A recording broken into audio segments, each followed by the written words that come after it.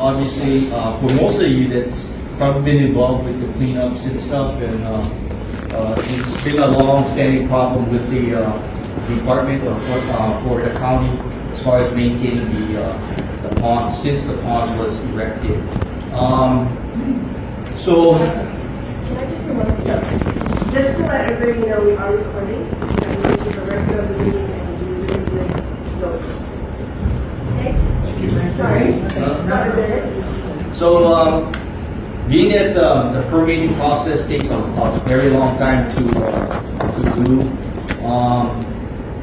we're kind of started thinking about how we can do this more on a long-term basis versus a one-time hit, and then next thing you know, we have to go back and go out for another permit that takes 2-3 years to get. So now we're looking more long-standing issues. Until issues upstream gets resolved, we still have to do our due diligence to maintain our park's asset, which is the Lydgate ponds. Okay. So with that said, this is our first community meeting, our first group community meeting. So I'll turn it over to Oceanit. Again, thank you for coming, and we'll go from there.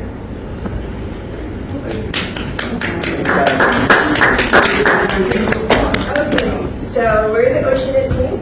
I'm Gerda Sinelli, Kamalani Sinelli, and you probably saw me when we were at the talk story. And so this is Mike Foley, coastal engineer with Oceanit. We were involved kind of in the original repair, which I'll go over some of the background in this presentation and the source of the problem, which many of you know better than I do in terms of you're intimately aware of just all the debris that comes into this pond, and that's what we're really trying to address with this repair project. So we'll discuss some options, and then we'll open it up at the end to kind of go through those options and to gather feedback, ideas, suggestions, opportunities for improvement, challenges with some of the options. So we'll just jump right in. So again, as I mentioned, this is, and as Tyler mentioned from the county Department of Parks, that this is intended to be kind of a long-term maintenance project. So what we want to do is address the issues with the pond, and then have a means of maintaining this pond in the future on a more periodic basis instead of once a decade or every 15 years. More or less be able to go out there on an annual basis or as needed to clean up debris, dig logs and things. So we'll go to the background and then the options, and as I mentioned at the end, or at the second half of the meeting, we'll get your input. Oh, and just backing up a little bit. So kind of using Morgan's Pond or Lydgate Pond interchangeably, but there's the large pond area and the Keiki Pond, and then this terminology we call the structure that surrounds the pond the breakwater. And you can see in this aerial photo that the breakwater is compromised, right? It's lower, so you can see the waves coming over. We'll get a lot more into that. But going back to 2008, before the previous repair project that Oceanit was involved with and helped lead and design, the pond, it was kind of like it is today. The breakwater was pretty low, waves were crashing over into the pond. And then 2011, that's when construction kicked off in April with dredging the pond, so actually removing some of the sand and sediment that had accumulated inside of the pond, and in the process restacking some of the rocks. And then during the construction process, we actually got hit with a few storms. So this is in May, just a month later. You can see all the debris that kind of accumulated in the pond while the dredging was ongoing. So it was pretty apparent, that this pond was, still impacted by the debris. And so just to summarize that project, that previous project, so we placed those stones to kind of repair those voids where the waves were coming over. And you can see how the pond was elevated in that picture. We can see that, still waves are crashing in. So the level of that breakwater was raised to about 5 feet above low water. And I'll give you, in a few slides from now, I'll give you a little more terminology, just what we mean by MLLW, which is mean lower low water. But it's important because this pond is really tidally influenced, right? And this debris that's coming over the pond, over the wall, or through the pond certainly has more opportunities at high tide. So we'll kind of discuss tides and the impacts on the pond. So the pond was deepened in this previous project from about 3 feet deep to about 6 feet below low tide, below low water. And 2,500 cubic yards of sediment was removed from inside the pond. But that was the large pond. The small pond, the Keiki pond, was not altered. Then right after the project, we got hit by a major storm, and the pond filled up again with a bunch of debris. So definitely you can see the various sizes of debris. There's logs that are coming up and over the wall, but there's also like this finer kind of wood chip type material that's coming even through the breakwater itself, through the porous structure. So what then happened is, all this stuff gets into the pond, but the pond, it doesn't have a whole lot of circulation, right? I mean, stuff gets in, it doesn't really get out. And if stuff like this gets in, it's buoyant until it absorbs a lot of water, becomes saturated, and then it sinks. And then we end up with a whole bunch of logs and wood chips and sticks that sit on the bottom of the pond. And then as this stuff breaks down, it turns into a black muck. Right? And so the pond was influenced for a while after the dredging project. One, because all the sediment stirred up by the dredging, and so it really had no place to really go since it was stagnant. Not a whole lot of circulation. But then also just all this stuff coming in sinks, and then we get that black mucky layer that none of us like. So this problem is still ongoing today. We still have a bunch of debris coming into the pond. I mean, this was just this year. And as you all know, you guys are out there every weekend, a lot of you, in terms of cleaning up debris as it comes in. The thing that has changed, though, in the last over 10 years is that pond has continued to kind of settle. Those stones have fallen in, and so that wall that was 5 feet is now compromised. It's much lower, and I'll show you the elevations. So what we want to do with this project is, again, establish a long-term plan for maintenance of this pond to make it more sustainable and to make debris cleanup a lot easier. There's still going to be some need for debris cleanup. As Kyla mentioned, there's a big upstream issue. And so, and just the situation of this pond, and I'll get into it a little bit, but it's going to be really hard to avoid debris in general in this area, but there are improvements that we can look at making to the pond to make the water flow better. So we kind of kicked off this project this summer with kind of a work day on a Saturday, meeting with a lot of you all, helping where we could with the cleanup, but also collecting data on the pond itself in terms of the currents, the elevations, and some of the sea life in the pond, and then also having a talk story about what you all would like to see with this project. And so thank you for those of you that participated in this early process. And this is now another opportunity, a more formal opportunity to gather your feedback. And what we're going to do after this is then come up with a plan that we want to take forward for permits. So we'll get your feedback today, but we'll also, before we go and finalize the plans, we'll have another opportunity for everyone to look at the plan for the pond. So during this field day, you can see one of our staff here with a little device. And you might have seen us that day. We were launching this device in the pond, and it was collecting GPS tracks of the current. So it was basically floating just below the water surface, and actually it's kind of an underwater sail. Call it a drone, but it was collecting the currents inside the pond. So we did this. This is the tide swing that day. So it's kind of starting at 9 a.m. and working till about 3 o'clock in the afternoon. We collected this data. So you can see the tide swing was pretty big that day. So this is where I'll talk a little bit about water levels.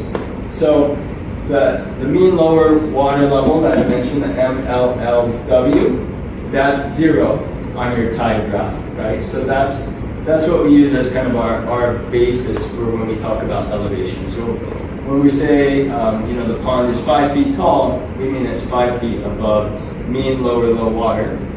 But you can see the water levels go higher than this on a daily basis. And so for this example from our field day this summer, you can see that water levels actually came up to 3 feet.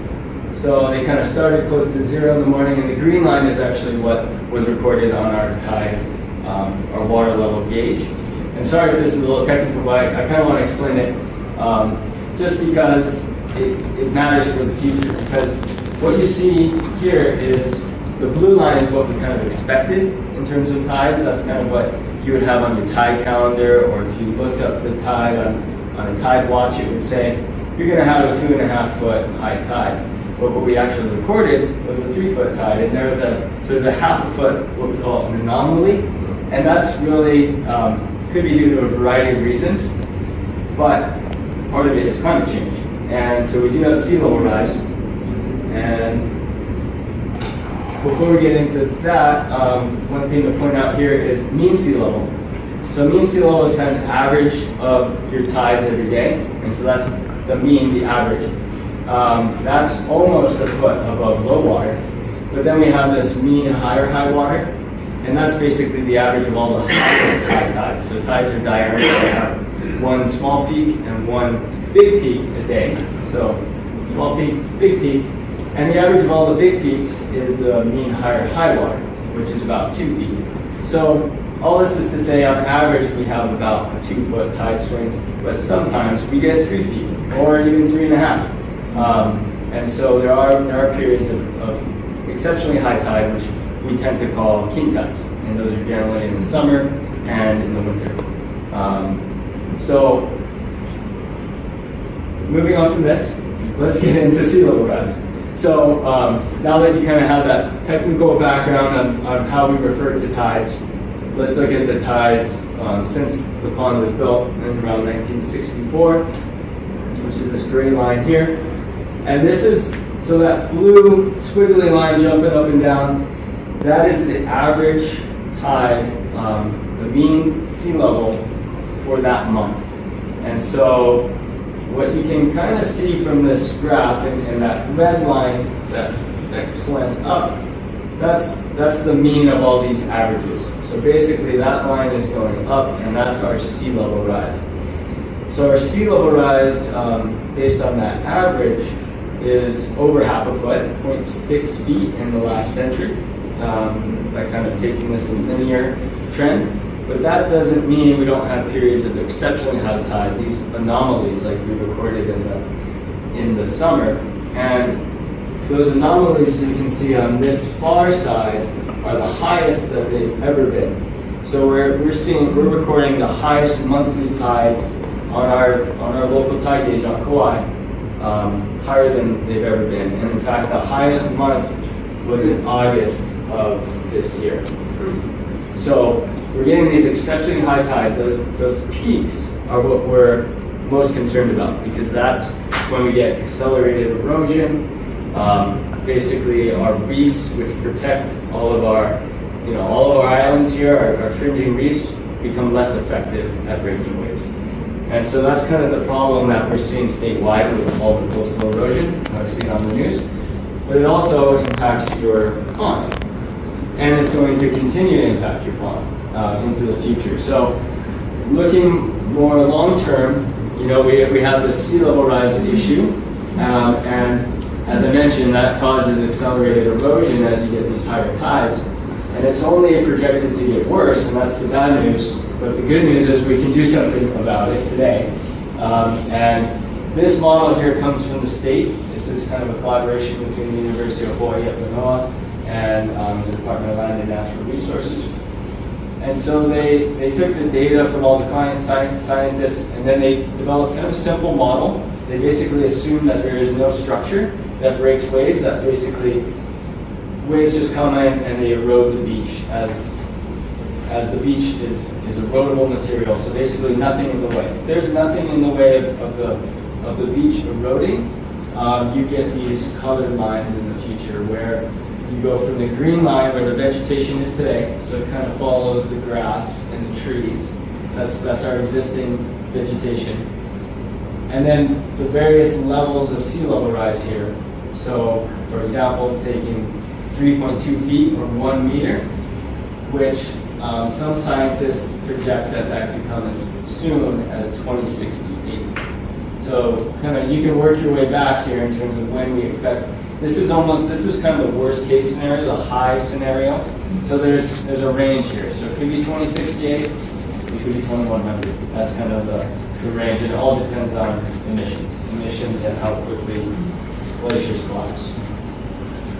So sorry for the doom and gloom, but now we can balance that, because as engineers we can apply our science and talk about what we can do today, kind of address the issue. We don't want to lose our park, we don't want to lose our pond, and so now we can look at how we make it more resilient. So this is where we are today in terms of our elevations. Many of you have probably seen our surveyor out there, right, collecting elevations of the pond. There's more work to be done on that, but this is some of our data that we have. We're still collecting a little bit more data on the breakwater and the outside edge of the breakwater. But we have a lot of data already of the inside of the pond and the breakwater sides, and some preliminary of the edge. But basically, maybe starting up here at the park, so if you're kind of laying on the grass, you're about 10 to 12 feet above that low water, that mean low water. And if you're sitting on the dry beach in here, you're about 4 to 5 feet above. And so the reason those kind of elevations are important is because if you're laying on the beach and your pond wall is, say we raise it to 5 feet, you're going to be looking right at the top of that pond wall. But if you're sitting there and you're a few feet above, you can see over. And if you're standing, you're going to see well over. So that just kind of gives you some perspective in terms of if we build up this pond, how it will affect the aesthetics, your view of the ocean, right? Then some of you might be interested in how deep the pond is. So the pond at its deepest point, which is kind of in the outer edge, is about 5 to 6 feet below low water. So again, at high tide, it could be now 8 feet, 9 feet deep. So if you have that really high tide, again, it will go deeper. And your keiki pond is 3 to 4 feet deep. Your keiki pond wall is just about at 1 to 0 feet on the inside, the outside edge where it connects to the large pond. And then your large pond breakwater, there's some low spots. So there's a really low spot kind of on the northern edge. You can see negative half a foot. That's the lowest spot in the pond. And there's another big low spot kind of on a little bit down right there on the other side of that Babesia, which is about 1 foot above sea level, just below 1 foot. And so on the edges, the pond goes to about 5 feet. So it basically it's gradual. It varies as it goes down. It slopes down as it goes out to the ocean.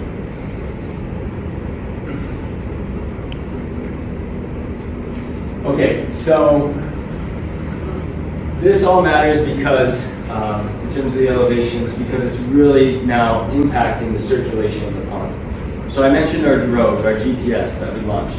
So we launched that GPS during this high tide swing.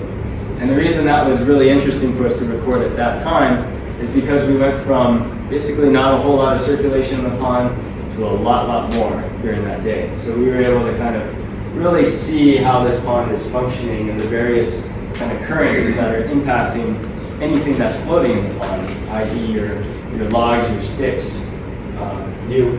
And so what's happening, right? So what's happening is water's coming in through these low spots, and the low spots are kind of interacting with each other. So the waves come in, right? And the waves come in and they interact, and they kind of create these little circulations, these slow circulations. And one of them is centered over that dark patch, which is probably a lot of debris. So things are floating there, kind of getting stuck in this eddy, and then they're getting saturated in sink, right? And so a lot of debris is accumulating in kind of these swirling spots. But also, some of that debris is exchanging, so things can get out of these circulations, and everything generally just gets pushed to the beach. In the middle of the pond, on the sides, and even in the keiki pond. Everything's just kind of getting pushed in if it stays in the pond long enough, and especially at high tide. When we have high tide and we have waves, things get pushed to the beach pretty well.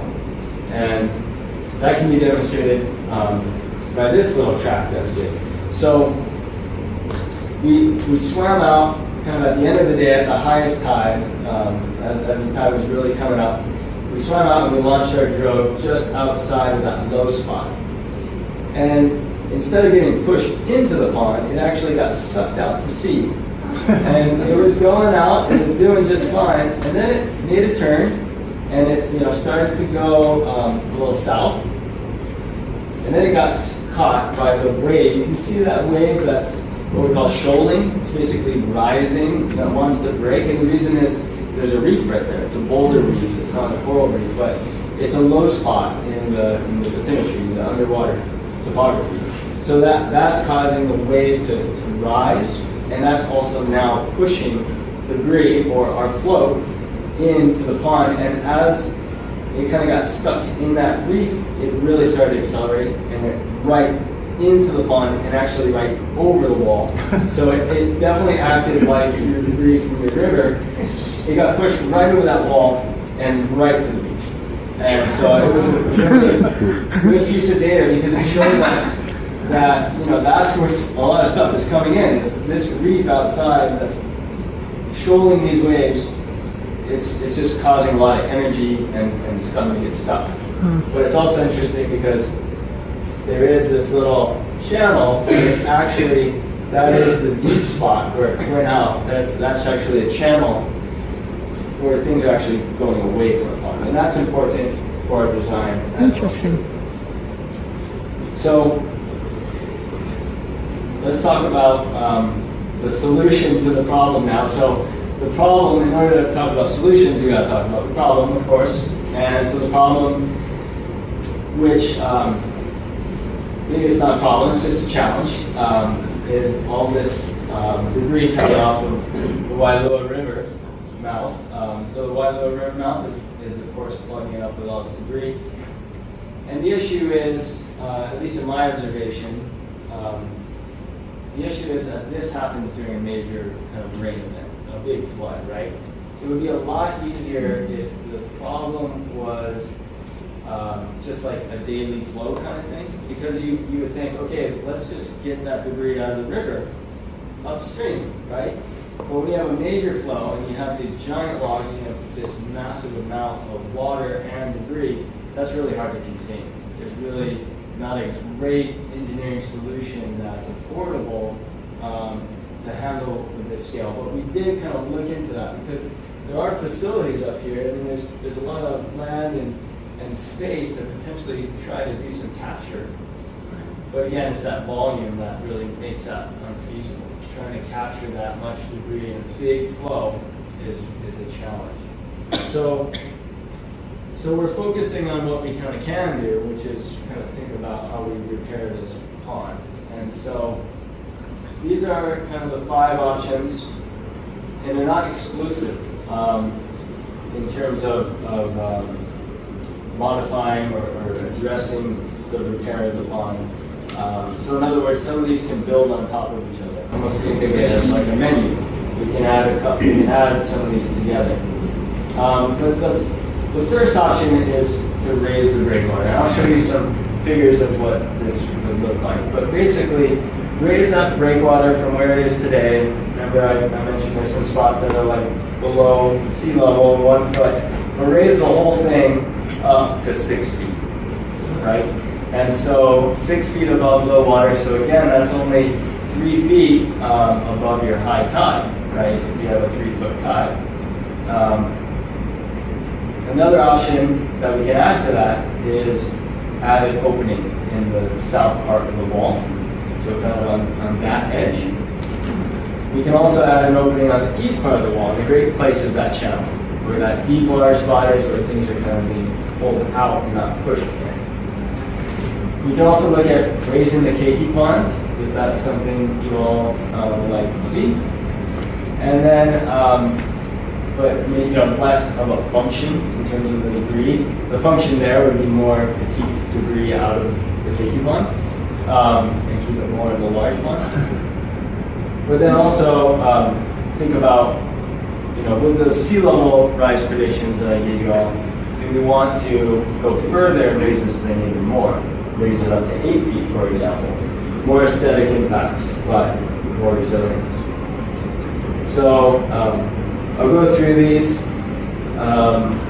This is our existing, just to kind of give you the lay of the land. So this is kind of our existing layout for the pond. You can see the elevation contours on here. I mentioned that our surveyor is still collecting data on the pond wall itself, so that's why you don't see some contours out there. But this is, based on our preliminary data, if you take a slice through the middle of the pond there, that's what we're calling figure B. If you take a slice through the middle of the keiki pond there in that wall, that's what we're calling figure C. But just to show you, so figure B, this is kind of the profile of your wall. So looking at that cross section of the breakwater.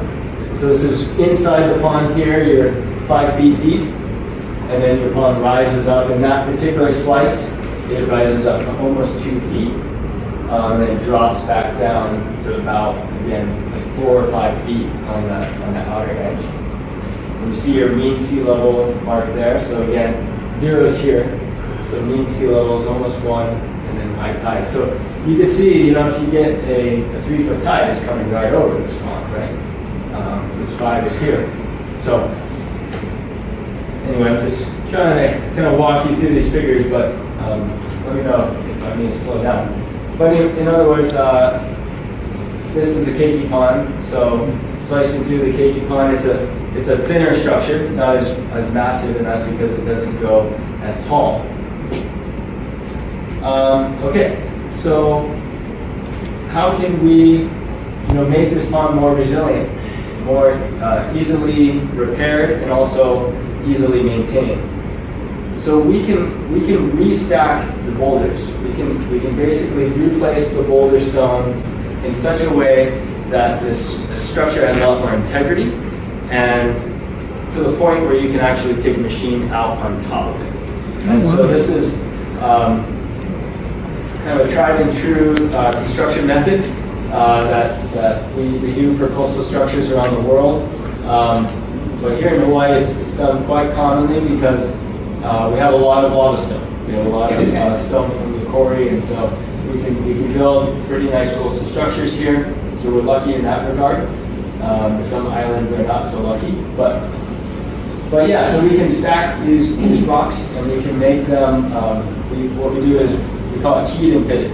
So these rocks are placed in such a way that each stone is individually selected to lock into the adjacent stones. So there's 3 points of contact between all the stones, and that makes the structure really stable. It looks really nice in terms of having a nice surface and nice side slopes. And And it's important because it can support the weight of machines. So machines can actually go out on top of the platform. The platform needs to be about 10 foot wide to support a machine like this. And it allows machines to go out and construct the structure for, this is an example on Oahu, but construct the structure without going in the ocean. So less impacts on the environment. And so if we're to take this approach and to rebuild the existing pond to 6 foot elevation with a 10 foot wide platform, this is kind of what it would look like. This is a depiction of following the existing footprint of the wall and basically just repairing this whole thing. So now you can take a machine all the way around. And that's important because, if we get alpesia logs on the outside, we're still going to have that reef there, it's still going to be throwing debris into the pond or onto the wall, but we want to be able to get out there and pull those sticks off, those logs off. And what a better way to do it than with a guy with a machine going out there, or a gal and a chainsaw, and cutting those logs into manageable pieces and driving them off. So yeah, that would kind of be the idea, is that we can put in the plans and also into the permits that this is a way to maintain this pond in the future. So once it's rebuilt like this, it can be tracked out on, and we want to do this during a big storm and a big tide. But one thing to note here is the inside edge of that slope.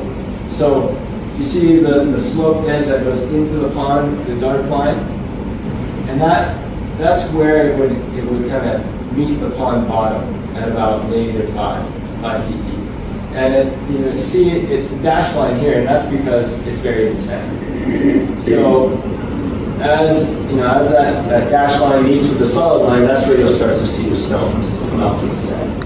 So when we do this, say we do this project, we're going to need to do some digging around the pond to get to that base. So we have to excavate some sand, like in this area, to make that base, that foundation for the stones. So there will be some dredging, but there's no dredging in this proposed plan of the inside of the pond, but just the edges again.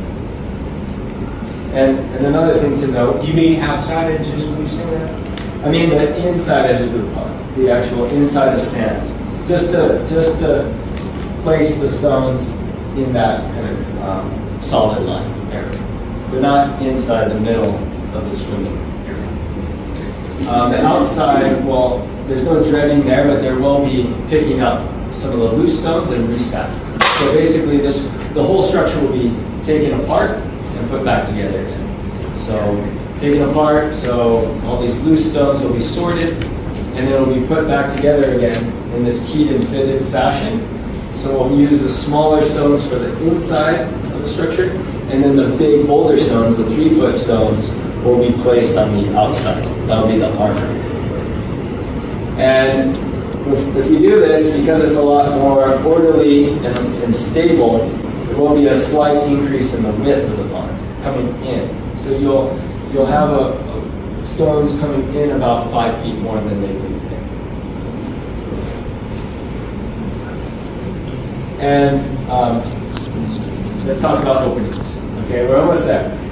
Sorry to take some time, but I want to make sure this is as helpful as possible. So, openings to the pond, there's a lot of examples that we can look at. This is not anything new in terms of coastal structures here in Hawaii. So this is one. I think this is a great example because does anybody recognize this body of water? What's that? See this canal here? That's a big source of debris on Oahu, Waikiki, the Aloha. Yeah, so that's the Aloha Canal. And interestingly, right at the mouth of the Aloha Canal, there's another swimming pond. This is Magic Island.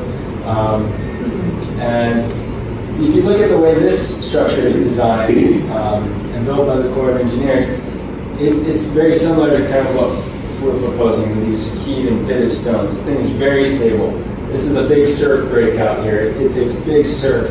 If you're familiar with with this area. This is all one holes, one of the most famous surf spots on Oahu. So this area gets a lot of surf, and in other words, the structure is very stable under those conditions. And the way it works is waves come in on this side of the pond, and then they drain out on this side. So you don't get a whole lot of debris building up here. Granted, you get some. When the wind really blows in this direction, it can blow stuff in, and that's kind of the challenge with Lydgate, is you have that onshore wind all the time.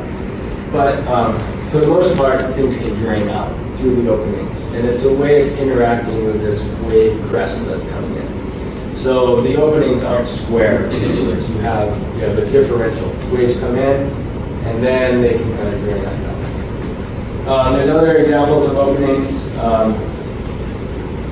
Point out this one in the top. This is a Hawaiian fish pond that the Hawaiians are working on. This is in Lydgate, and they're working on it to try to make it not accumulate sand because they want to grow limu in the pond. But in the process, they've made all these openings, and they've actually found it to accumulate quite a bit of sand as they've opened the pond. So they're kind of showing kind of the impact of openings on just the dynamics of a pond like this and how it accumulates sediment. And then the other example here is Ko'olina, the swimming lagoons that were actually man-made by cutting into the lava rock shelf and creating these coves, but with openings kind of specifically designed. So when we kind of take some of that background and look at the specifics of Lydgate, there's a couple options for openings. One is on the south end, and so this shows an example of how there can be a 33-foot gap. So between the top, so up at plus 6 feet, you have 33 feet, but the opening would merge at -5, so it would slope down. So when you're actually inside the channel, if you were to try to go out that opening, it would be about a 15-foot wide gap that you'd see there. And the way that this would work is water would still continue to come in because our keyed and finished structure would be porous. So waves would still flow through it. It would still continue to take those fine wood chips. That's kind of something we can't avoid unless we make this a solid wall. So the wood chips along with the water will still come in where that reef is, but it will have a way to drain out. And that should make an improvement in terms of how much it's going. Another option here, which we could do in tandem or we could do individually with the south opening, is an east opening. And this would be right where that deep spot is, that channel where the actually stuff is getting pulled away from the pond. And so this would allow a lot more wave energy in, like we currently see today, except even a little bit more, because this opening would go down to -5. And as I mentioned, the opening where it is today is just about -0.5 foot. So we'd be going another 4 feet deep, which would give you a lot more wave motion in the pond, which is a good thing if you want to keep the pond deep, because that wave energy coming in pushes sand, and it would actually push more sand towards the beach and help keep your pond deep. That's why your pond has remained pretty deep, is because you had these openings that allowed enough wave energy in, so it didn't fill right back up again with sand after it was dredged. But this would be an opening in the east end, and it would have to kind of protect from the longshore motion of the debris. We propose 2 what we call spurs, which are these 20-foot extensions of the wall going out. And so that would kind of block things that go along. So there'd be collection most likely on that edge, if you can see that in the picture. So there'd kind of be these elbows that would stick out, and that again would block the debris. So that would be a point where machines could come out, or crews could come out and pull the debris off. And then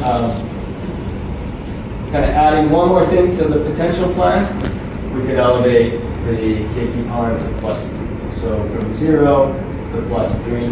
And so this wouldn't be a consistent wall all the way across like our proposed breakwater.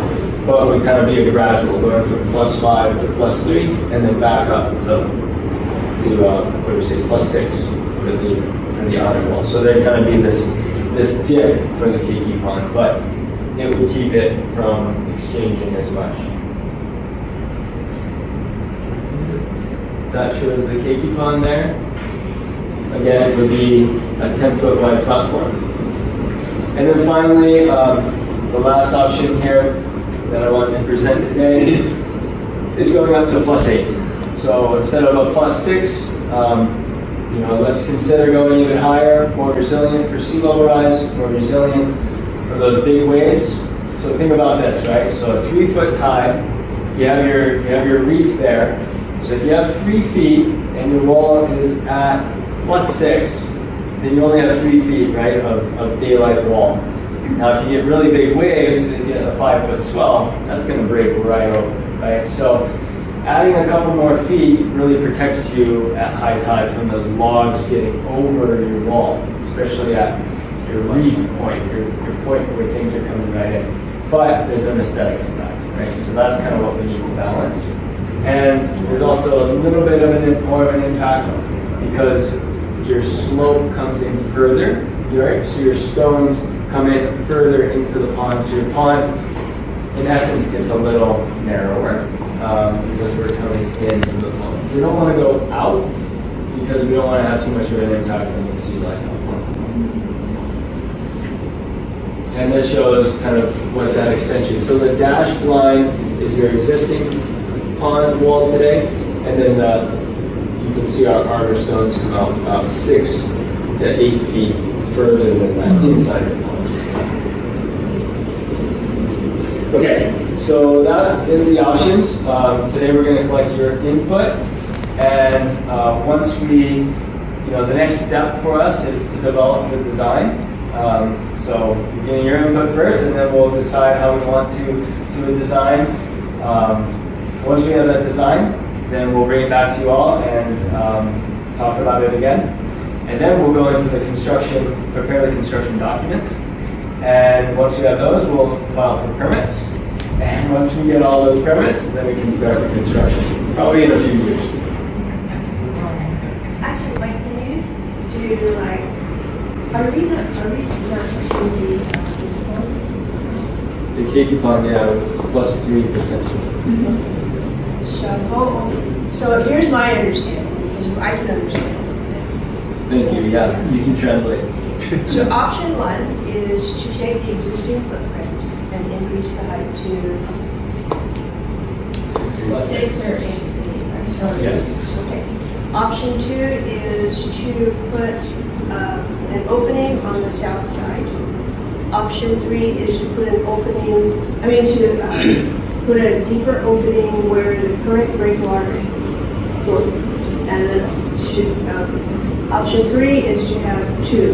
To have one on the south side and one where the existing is. Option 4 is what? Raise the keiki pond. Oh, that was option.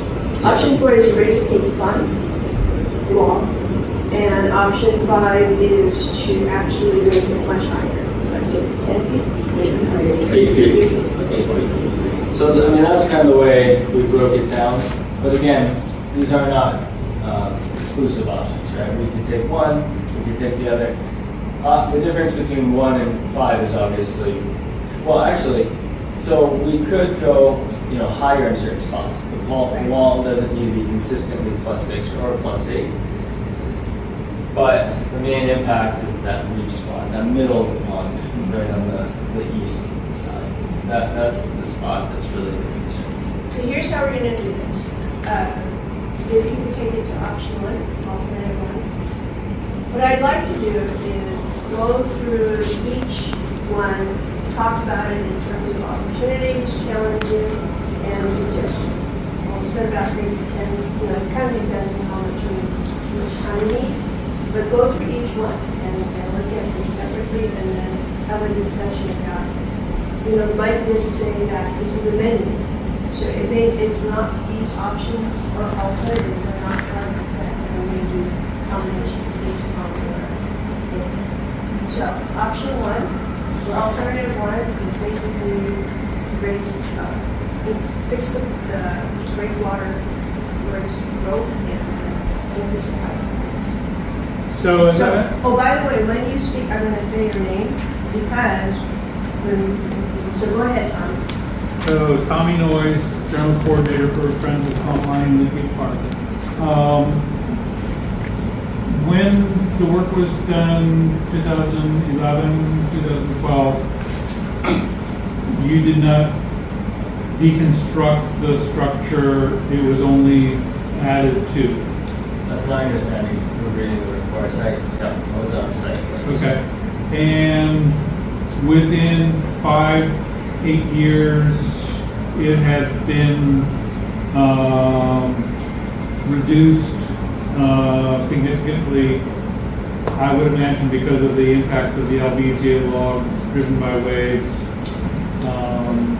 and so on. Yeah, and I think part of it too is the way they stacked the stones. So it wasn't carefully keyed and fitted. It was just kind of placed on the existing foundation rock.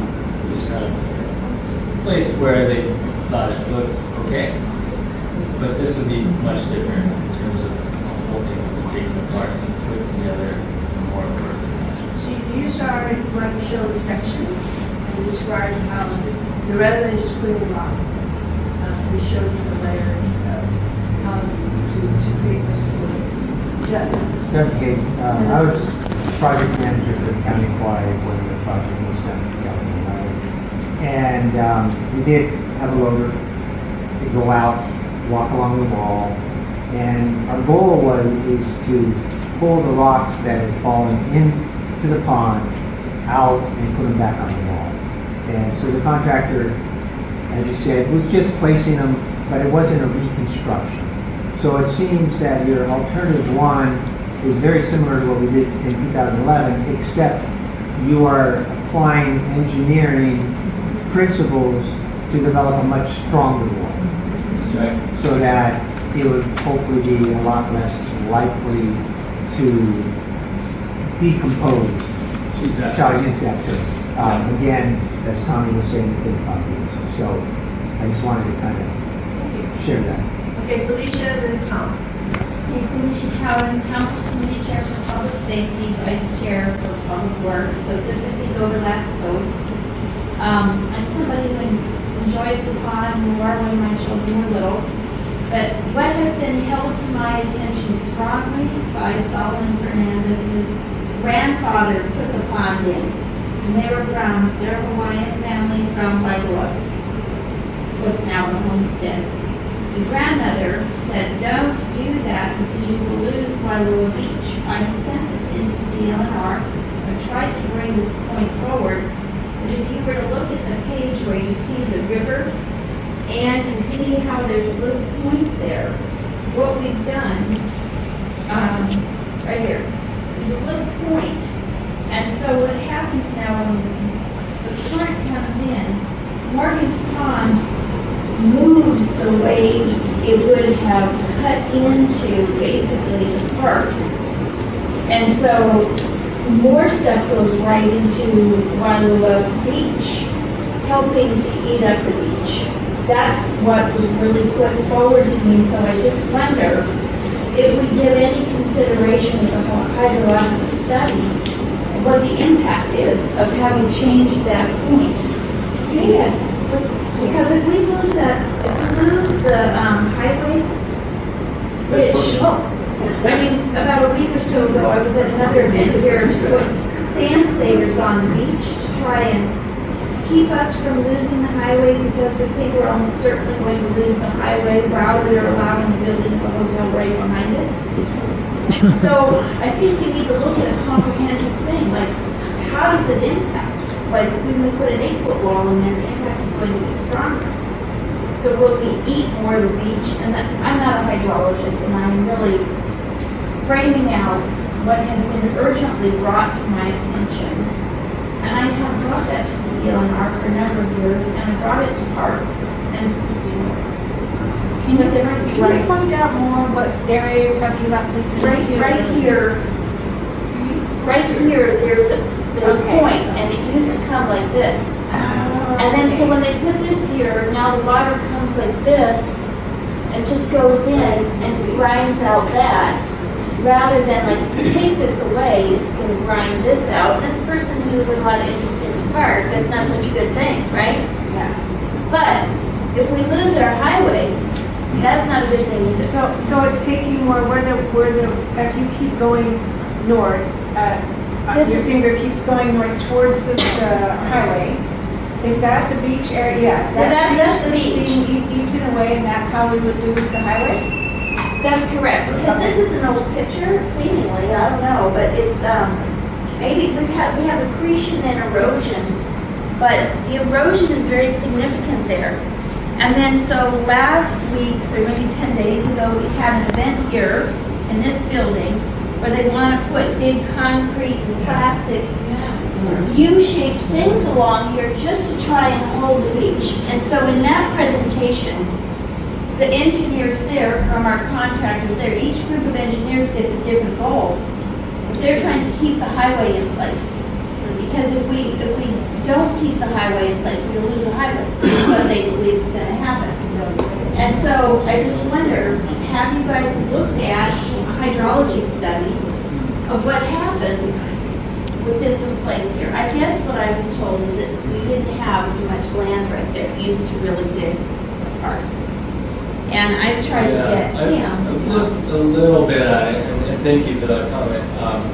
It's not really part of our current scope to look at the whole beach dynamics in this area, but there are some clues. So like going back before the pond was constructed, there was a wider sand point here that wrapped around, and there is this reef, very prominent reef, which is stark contrast to the deep channel that comes out of. So that's a paleo channel, right? It's a undersea channel that was formed by the river eons ago when sea levels were lower. And so there's that deep channel and there's this reef. And so what's happening is waves are pushing the sand in towards, they want to push the sand in towards the river. But there is what you could refer to as a groin, which is the south portion of the wall that sticks out, that you can see helps to accumulate sand at the park. And so that would stop some of the migration that would normally go and fall into the channel. What if the pond wasn't there? So if the pond wasn't there, you probably have a lot more erosion at your park. Yeah. Yeah, and you probably also end up with more sand going to the river mouth. Then the sand that's at the river mouth accumulates in the sandbar, and then when that blows out, it's just a matter of where does that sand go. Does it go north, does it go south? And so, you know, as it fills up the sandbar here, what you want to see is that sand would feed the beaches that need it, like your highway, for example, so you can avoid armoring. But when you lose sand supply, that's kind of the problem, right? So if you don't have enough sand in your system. So it's hard to say like what would really happen if we remove the pond entirely. I mean, we could certainly do a study on that, but that isn't part of what our future project So is. move on. Yes, Yeah. yes. Go ahead, Tom. It is Tower. Yeah, but we're not gonna take the pond away, that's not an option here, So so Tom let's and then move on. Deb. Tom, go ahead. So 1 and 5, both of those options hold on. are the 10-foot wide, correct? Say that again, please. The 1 and 5 are both 10-foot wide, 10-foot wide at the crest, yes. Okay.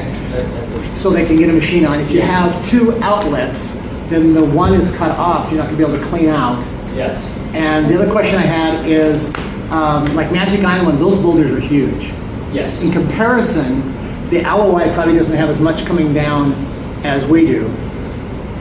Yes, probably. Um, Although it was just really, really bad recently. Last year, it was So, so that the size of the boulders we're using would be smaller, but still affected against large albesias until we get them cleaned up. Yes, yes. So the boulders for this design are about 3 feet. For the Magic Island case, those are probably 6-foot boulders, right? So the stones are designed for the forces. So these armor stones in your armor layer, the outer layer, are designed for those forces, the albesias and the waves. So that's really the key to this whole design. And those stones placed at this slope with that interlocking is kind of the three parts of it. And so that's what will make it resilient, right, against your weight forces. Are those elements combined. But yes, smaller stones. Okay, done. Okay, Doug, hey, 30 years ago I worked for the wastewater division, and there's an ocean outfall in the Wailua wastewater treatment plant. There were extensive current studies done at that time. I don't know if they've done any new ones, but that would be a source for you if you wanted to look at current studies in the Wailua area. Also, Source again. wastewater treatment outfall studies. And this is 30 years ago. The studies are probably even more so, but they were done, and there may have been additional over the years because the outfall's still there.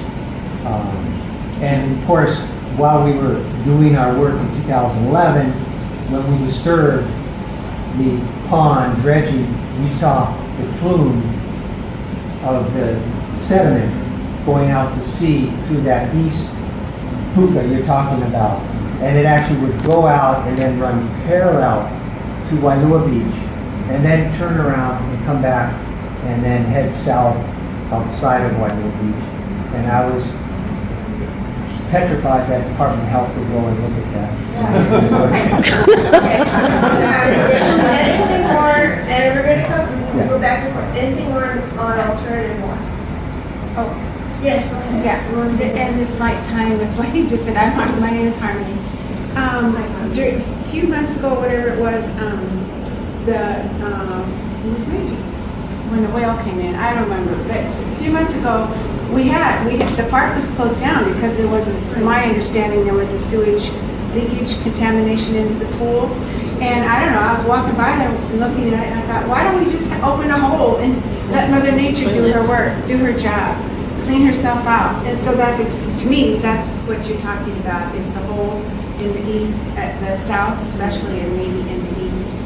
I'm not sure how if that ties in at all. Where is the with what Doug hole in said. this one? No, that would be a future option. Yeah, So it's we're, another option. we're looking at just no hole, but from what I'm hearing, a lot of people like the idea of opening the wall. Yeah, well, I wonder if I don't know when, maybe Felicia knows this, but I don't know when they're gonna repair that sewer facility there, because I'm getting tired of opening and closing my windows every coming and going, and just kapaa into Louis, blah, blah, blah. And all those people who have spent all their lives paying for those homes around there, and they're being affected. Anyway, Yeah.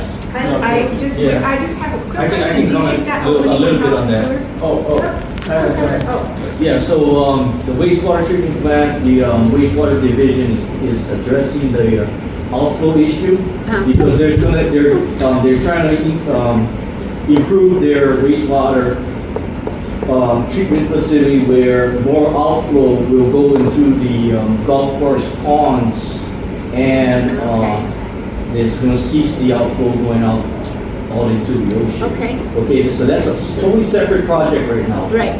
The other issue about the high bacterial content in the Lydgate ponds is when the debris falls in, all the vegetation, there's this bacteria that accumulates. Department of Health tests the water and deemed that it's not safe for swimmers. Right. Okay, so until that debris is removed, then signs come up from the Department of Health, and they until we remove the debris, then they test the water to make sure it's safe for people to go back swimming again. So there's other issues that's going on with this.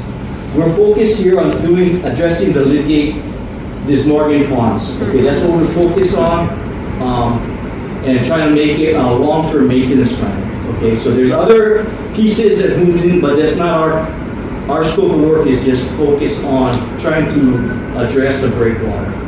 Okay, long-term. I have a question for you real quick. Do you think that if they did put in one or two openings, that would also help the ocean clean itself out? I'm not the scientist, that's why we bacteria? have, that's why we have Oceanit. They're the engineers in the sea engineering field, and we rely on their expertise in providing us a good solution to the problem.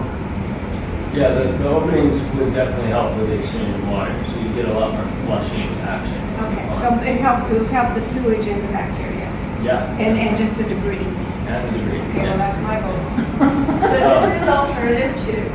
But I did want to just address your comment, Tom. You said, you know, if we did this, which is alternative 3, it would be hard to get out to the middle because we'd have 2 openings, which is very true. So what we probably end up doing is picking one of these openings, you know, as an option, either the north or sorry, the east or the south opening, and going with that. But this would definitely be the most flushing of the pond, but it would be the hardest to maintain that outer edge because you'd have to create a temporary way to get out there and then take it apart again, make that opening. So yeah, I just want to bring that up because you wisely pointed that out, and so yeah, it's kind of an option. The idea is picking the best opening probably at this point. But two openings are also. 2 openings are also an option, just harder to maintain with as much frequency. Okay. Sandy, then Yeah. Greg, then, wait, hold on. Sandy, Greg, Sharon. And Sandy. So the first option is to do like a 5-foot wall, and the second is an 8. I mean, can it be done? And you do like a 5 first, and then lay the groundwork for 8 later, since you have a drivable surface. And the other, how would the accretion work if it was just an opening on the south side? It seems like that's where the accretion occurs now, is on the south side. Right, yeah, so the accretion of the sand building up on this side of the pond, that's why the opening's further off, right? So we're trying Right. we're basically going beyond where the sediment layer is, so we're not expecting sediment to fill in the pond from that side. The main difference with this opening on that side is it allows for more kind of flushing from the wave action, the differential with the wave angles. So the waves come in on this side and they would come out, the water would flow out on that side. But there'd be a lot less wave action. This opening, the east opening provides a lot more direct wave energy, which would really help just keep the sediment off the bottom of the pond, push things off of the pond. But the risk with this one is that you get things coming right in that channel. There's more of a direct entry. And that's why we have the spurs. So there's kind of pros and cons with either of these options.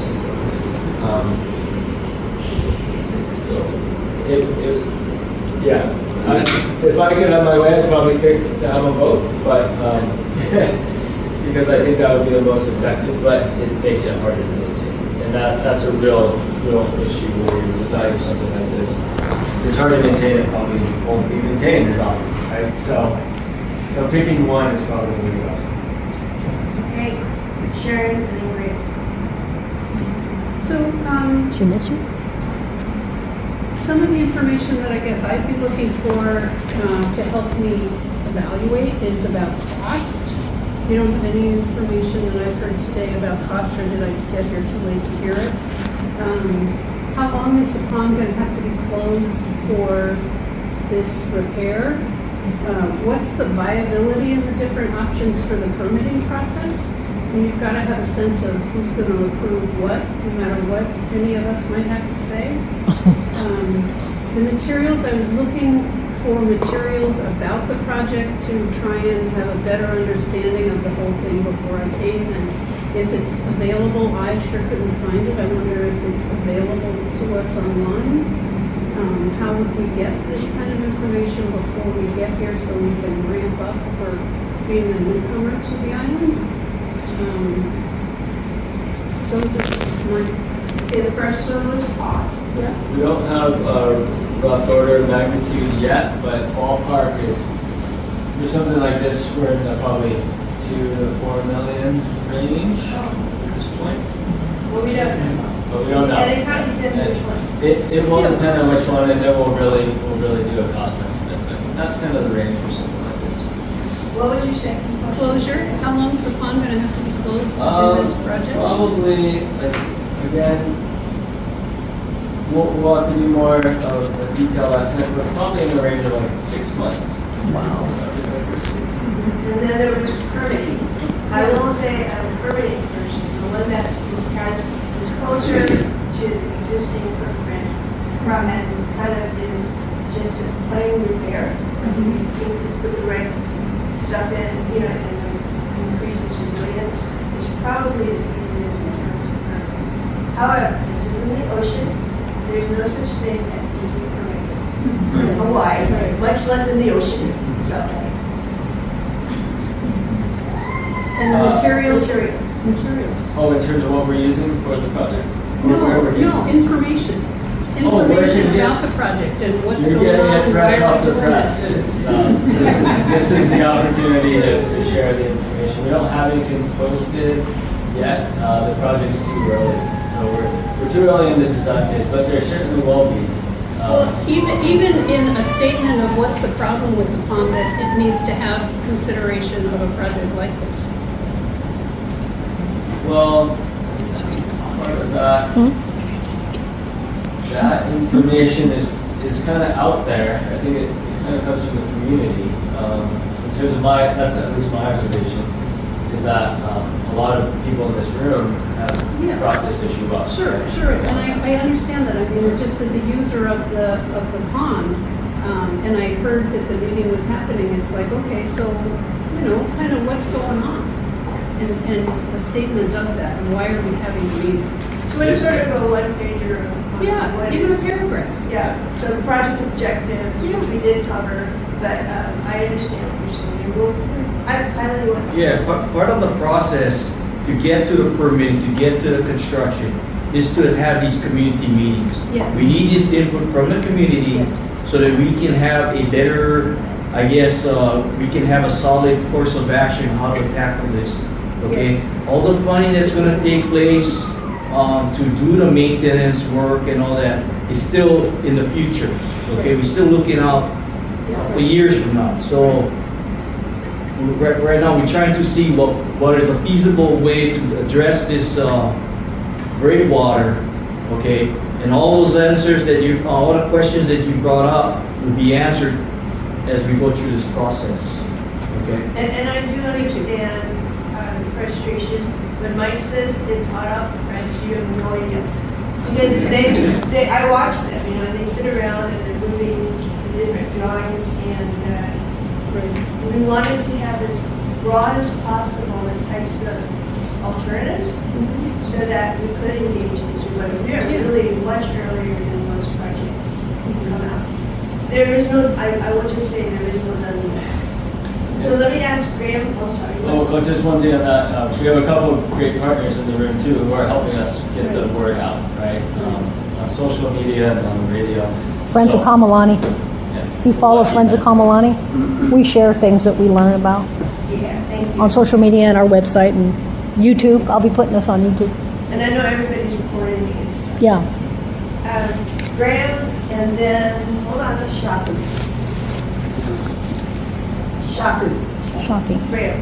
Okay, my name is Graham Marin. I've been involved with the committee at the park since '94. I've swum around the outside of that pond a bunch of times and surfed the whole area. There's a very, very strong current on the south side of that pond, and I'm not keen on having that opening through the wall there. And frankly, you see, we've got sea level rise. I think it's way better off just building an 8-foot wall to be done with something that's easy to maintain. Because you've got to try to get across great force to maintain the outside wall, which you can track the waters down. So do it 8 feet high and be done with it. Shaku, then Harmony. Okay, I just wanted to throw my support behind what Felicia was saying, because it jives with what I learned in marine science classes like 30 years ago on Long Island, New York, where there's a lot of shifting sand and currents, long coastline with a lot of sand. And when I moved here 22 years ago, I thought, well, that's really weird that we're changing the natural course of things so much. And how does that affect you know, what I'm saying is I'd like to see that hydrology study you mentioned that you could do. Well, Mike pointed out this is not in our Scope of work. However, that's why Doug says there may be other sources. Oh, okay. Yeah, I just want to support that idea that of what would Mother Nature be doing if we weren't interfering in this way. Can you say your name? Yes, Kim. I wanted to, first I want to thank all of you for being here. This is a lot of work, and I really appreciate it. Yeah. I use the pond quite a bit. Can you speak up a little louder? Yes, I'm sorry. I appreciate all of you being here. And I want to echo what Graham was saying. I have noticed also that the current is very strong going south. And if you open that up at the south end, all of that debris that goes around the pond ends up on all the subsequent beaches there and in the waters. So would that get aggravated and be worse if you open it up from the south at that end and it just carries down the coastline? Certainly a risk, yeah, and that's the disadvantage.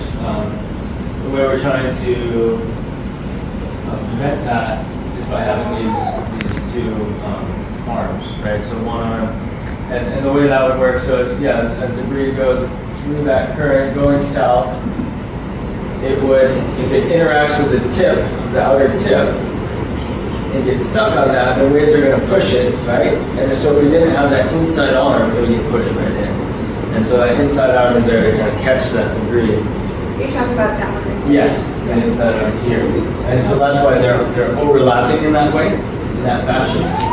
The way we can make it more bulletproof is to overlap it even more. But then we start losing more of the pond. So that is kind of the balance in the design, is how much of that overlap. And of course that's going to be an area that you're going to have to go out there and collect it. Dylan, you have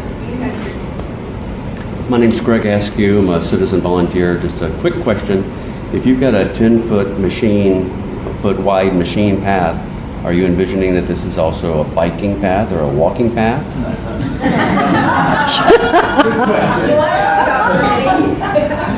Well, the follow-on question is, what do you do from keeping from people getting on that? That's a hard one. Usually I see municipalities posting signs that say, don't go on the rocks. And if people do, they might get hurt. Yeah, I don't know, maybe ask them like Chris Westman. Probably not going to be intended. Well, I wouldn't eliminate that as an alternative because of that, but it's something that needs to be considered. I know, John, I really appreciate it, but I'd like to do Kent. I like two openings because it would make it harder for people to get out onto the park. What did he say?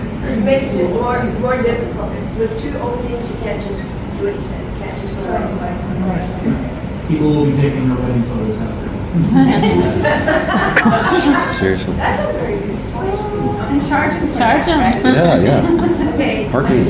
Joe, then Felicia, and Tom. I didn't have Okay, Joe, Doug, and then Tom. So can you back up your slides to the one that shows the current? I'm going to talk about something that nobody has mentioned. That one. All right. So presently, this is a whole native ecosystem going on. It's a nursery. The pond is a nursery.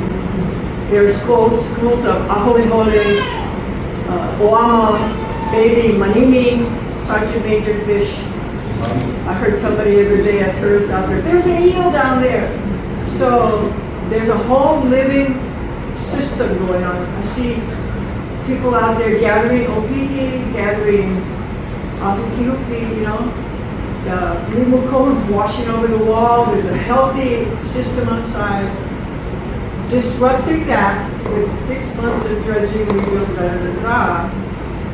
is really going to affect that natural ecosystem. So I just want that to be taken into consideration. May I say that in terms of dredging, it's not the way it was dredged before. You want to talk, because you did talk about it with Yes.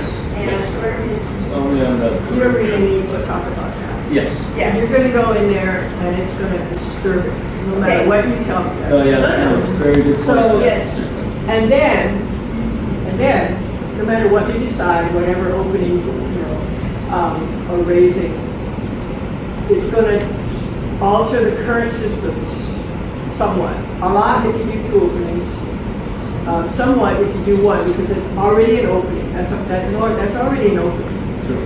So right now, there's coarse, there's pukas, fish are going in and out, there's a viable, healthy ecosystem there. To me, I don't want that to change.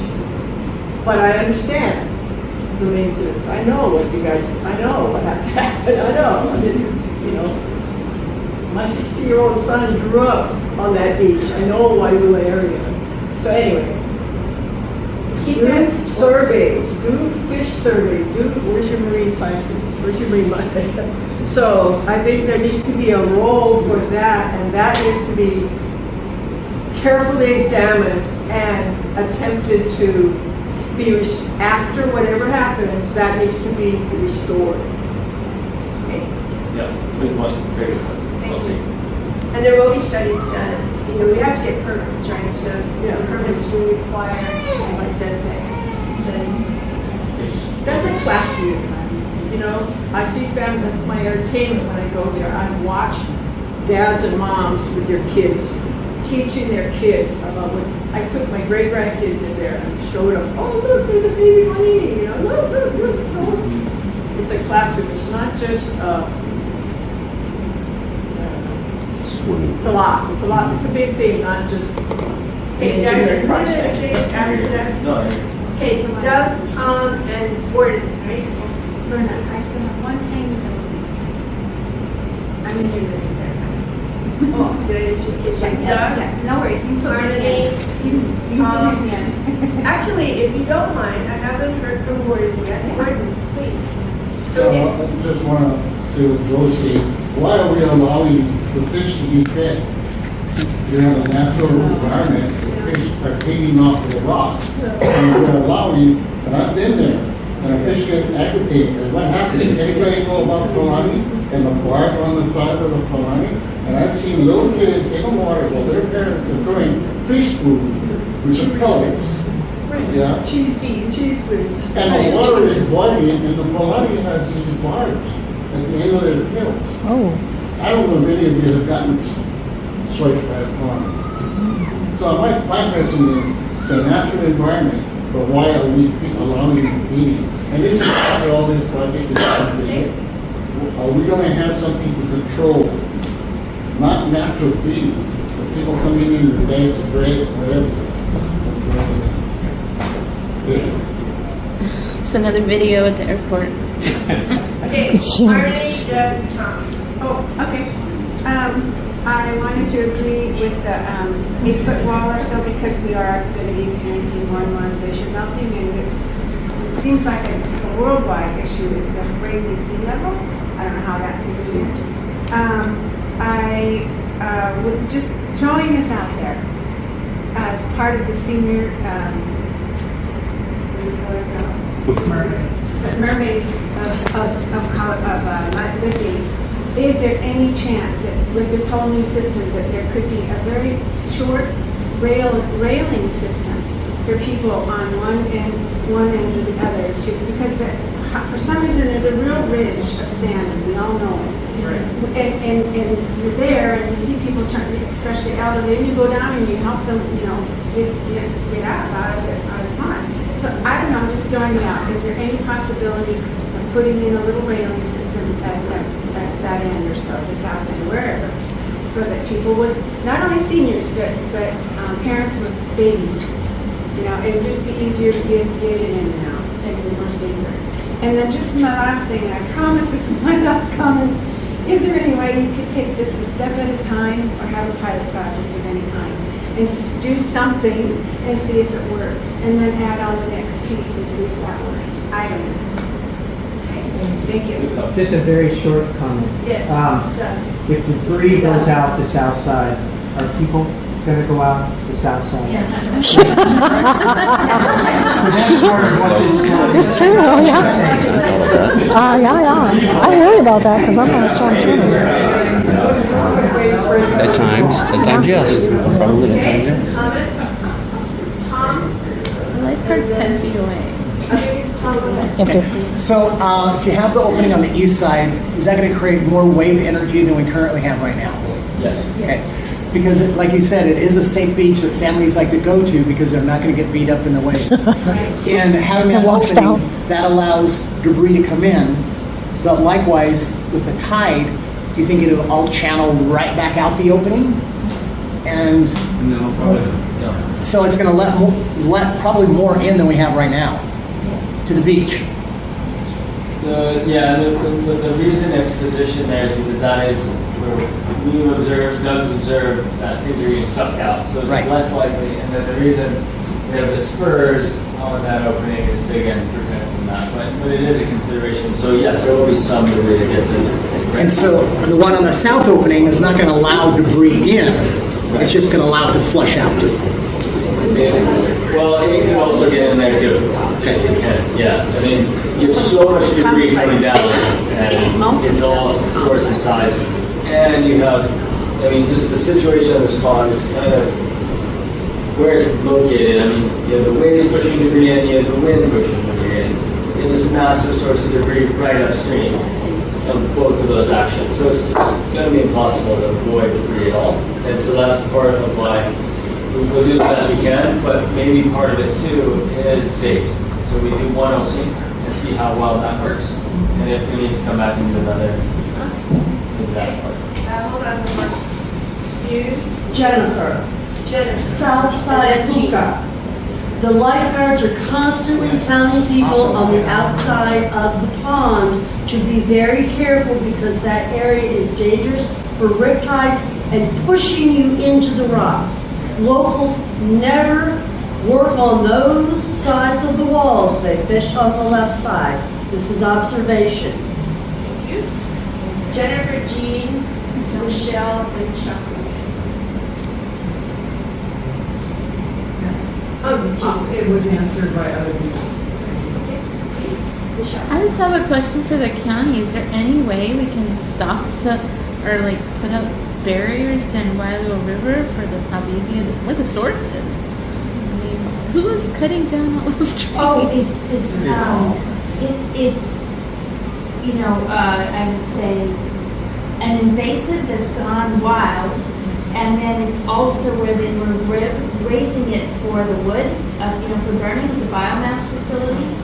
We've taken all kinds of pictures, we meaning my team, and looked, and you know, we can see where there's a lot of problems, but it is, you know, kind of out of control. The trees are up at the top of the ridges, and those seeds are blowing all over the place, and it's a problem in multiple rivers, and so it's kind of like holding back gravity.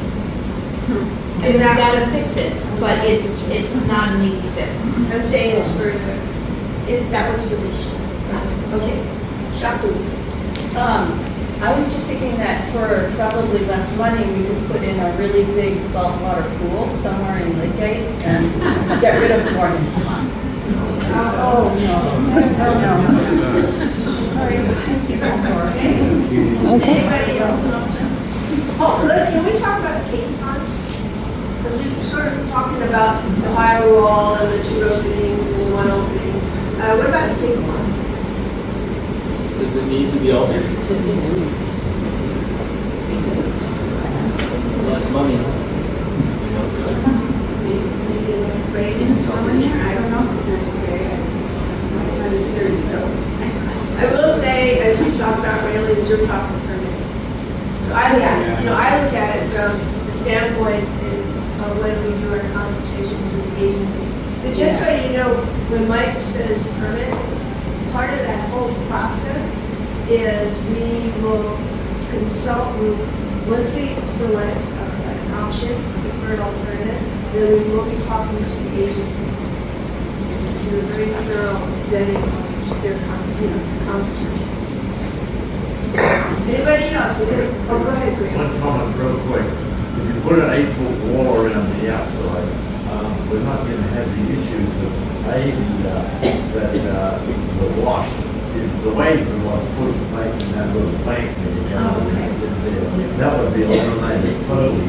There's no really reason to raise that inside wall at the taking pond because the outside wall of 8 feet high would take care of that issue, so no.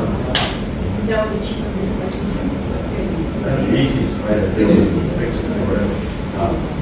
Okay, I'm going to ask, and this includes folks who haven't spoken yet, but did you have Not me, no.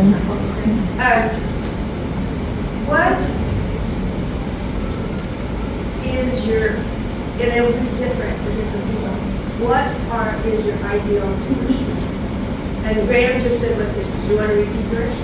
My solution is 8-foot wall around the outside, don't touch the wall down in the taking pond, because once you get that outside wall up, we've got no problem with that. Well, you don't have problems getting in or out of the pond, that's the one thing. Because you don't have any lake wash. Ideal solution. It can be a combination. I just have a question. I think you covered it.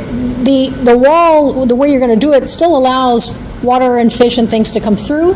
Yes. It doesn't stop that. So there is still some fresh water coming in, just not at the power it is now with the down wall. Yes.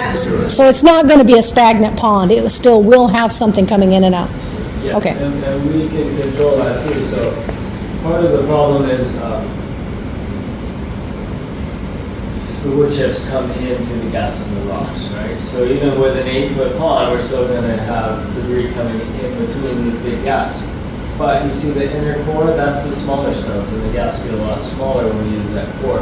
So we can raise the core in certain areas. An 8-foot pond allows us to raise that core higher. Okay.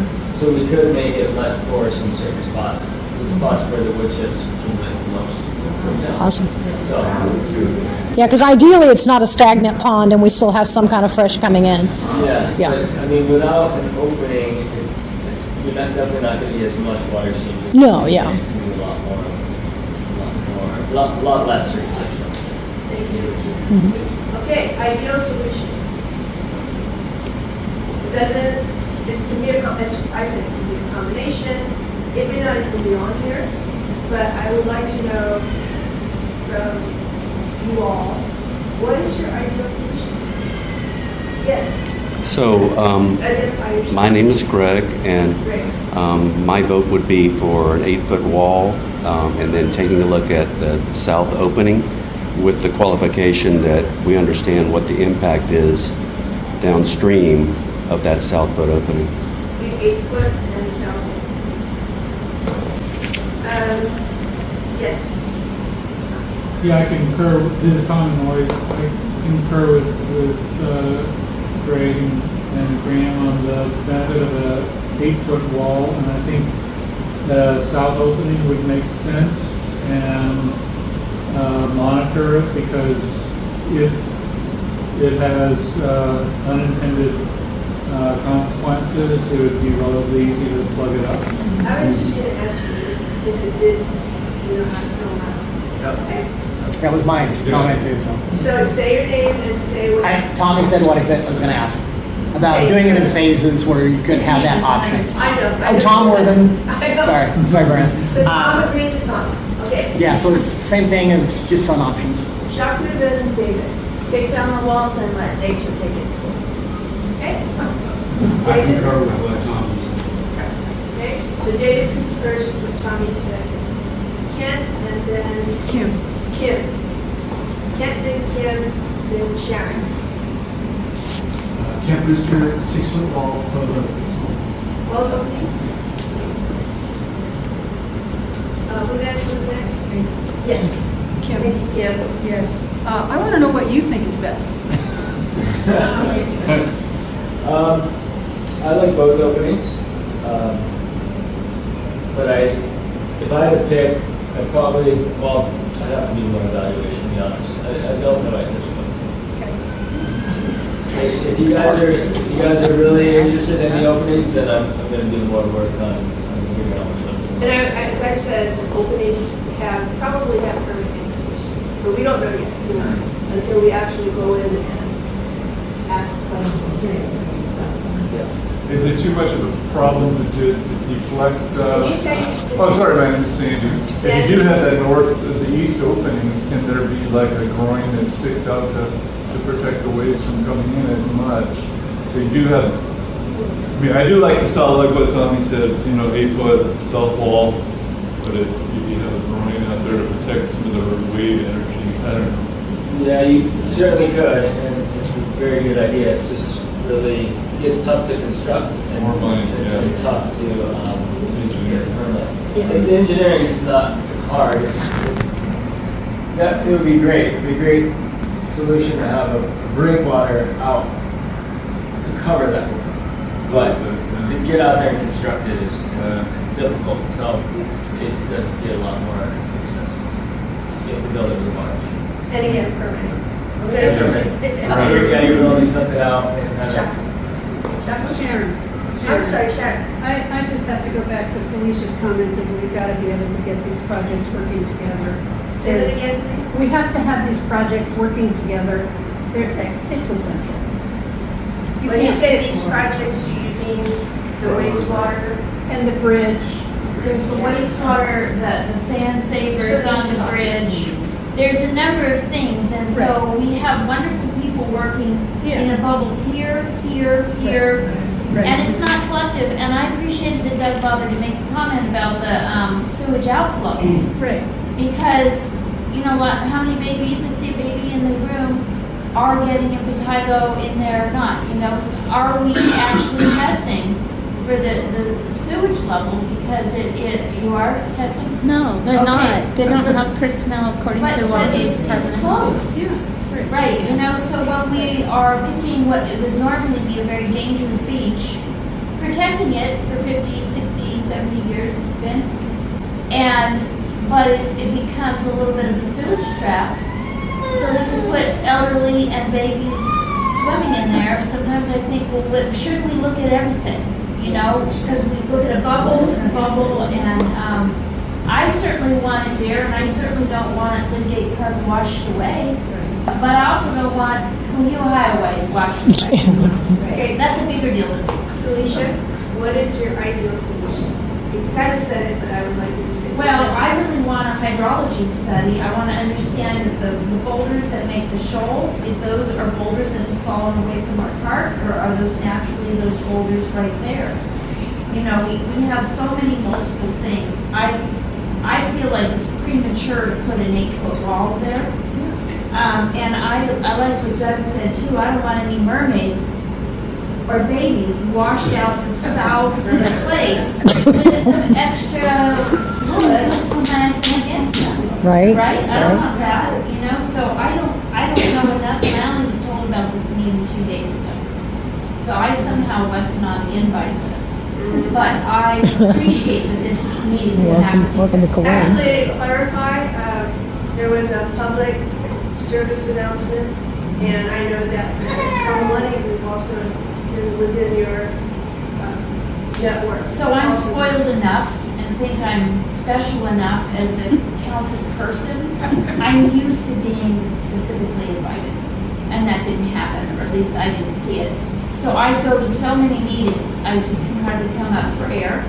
And it's very important, and I thank you, and I don't need to come in here with like this heart that says, oh my gosh, how do we not make a mistake? But I want to make sure we're safe and that we're working together.